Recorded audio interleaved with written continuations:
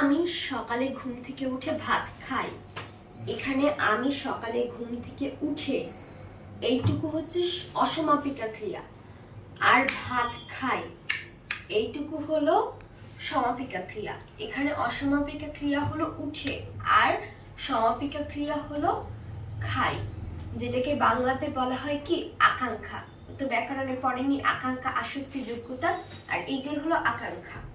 যেমন সূর্য পূর্ব দিকে, এটি হলো অসমাপিকা ক্রিয়া, কারণ এটা তো বাক্যটা পূর্ণ হয়নি, তাই না, মানে সমাপ্ত হয়নি, যার কারণে এটা অসমাপিকা ক্রিয়া। এখানে সূর্য পূর্ব দিকে এই পদটি শোনার পর পরের পদ শোনার কিন্তু ইচ্ছা জাগে। এখানে সূর্য পূর্ব দিকে এভাবে সম্পন্ন হতে পারতো যে সূর্য পূর্ব দিকে উদিত হয়। যখন আমরা পুরো পদটি বলছি যে সূর্য পূর্ব দিকে উদিত হয়, তখনই এটা হয়ে গেল কি সমাপিকা ক্রিয়া, মানে এটা সমাপ্ত হয়ে গেছে। সমাপিকা মানে কি সমাপ্ত হওয়া, মানে এটা সমাপ্ত হয়ে গেছে। আর যখন জাস্ট বলছি সূর্য পূর্ব দিকে, এতটুকু বলে আমি থেকে যাচ্ছি, এটা কোনো অর্থ হয় বাক্যের? তাহলে এতটুকু বলে থেকে গেলে এটা কি অসমাপিকা ক্রিয়া। যেমন আমরা যখন বলছি আমি সকালে ঘুম থেকে উঠে আমি সকালে ঘুম থেকে উঠি, হ্যাঁ, I get up early in the morning. ঘুম থেকে উঠে এতটুকু অসমাপিকা ক্রিয়া, কিন্তু যখন আমি বলছি ঘুম থেকে উঠে আমি ভাত খাই, তখন এটা কি হয়ে গেল সমাপিকা ক্রিয়া নাকি? তাহলে এটা কি হবে?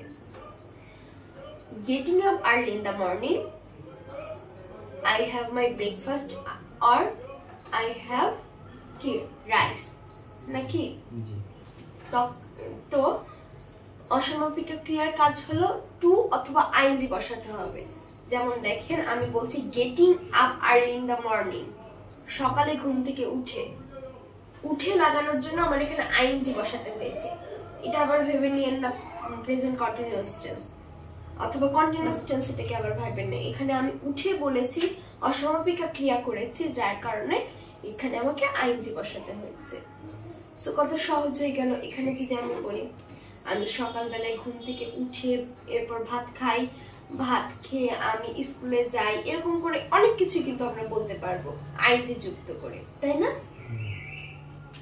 এটাকে বলে হচ্ছে অসমাপিকা ক্রিয়া, বুঝছেন?